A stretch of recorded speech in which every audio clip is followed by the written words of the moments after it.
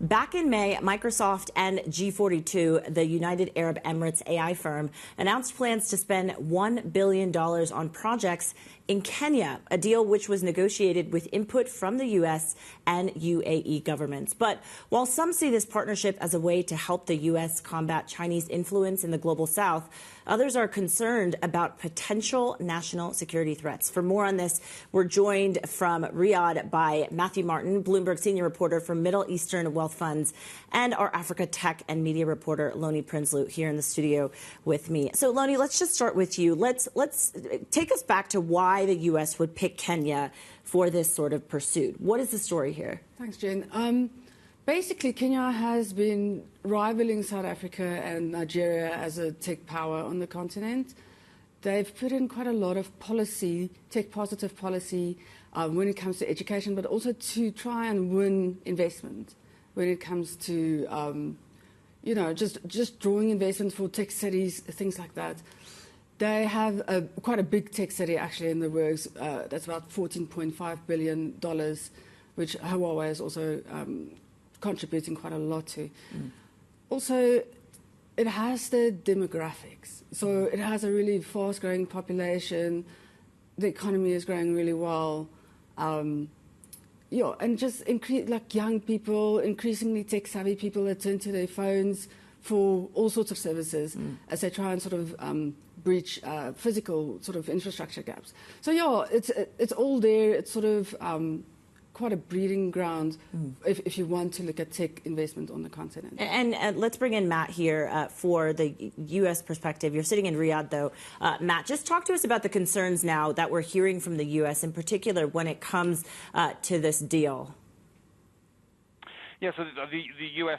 saw this as a way of sort of capitalizing on using money out of the Middle East, the UAE specifically, sitting on these vast pools of oil wealth, of using that as a way of partnering with U.S. technology firms to give them the lead in this AI race against China and build support in countries across Africa and other regions where China has really been investing and developing.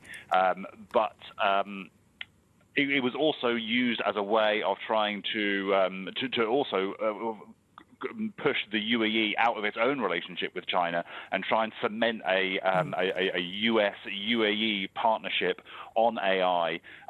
But there's still some concerns within the administration in the US about how committed the UAE really is to securing these H100 in particular, these really high-tech NVIDIA chips, making sure that they are completely insulated from any Chinese involvement in being able to get access to these chips, get access to these data centers that will be built.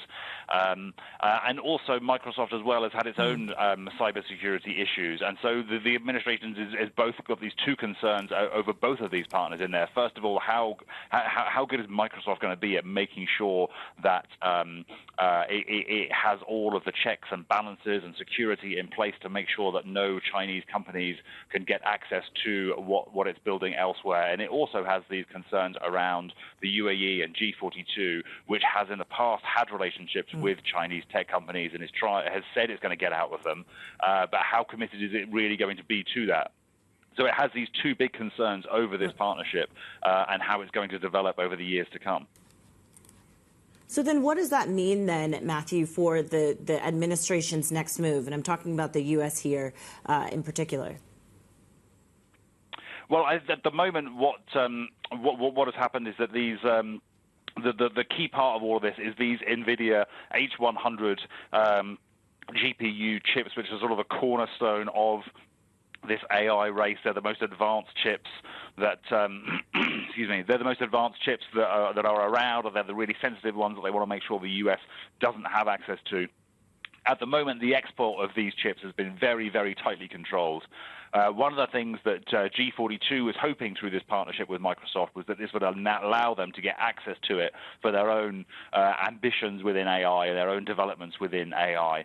And so they are still lobbying and working on the U.S. government to allow more of those chips to go to G42, to go out into places like these projects in Kenya.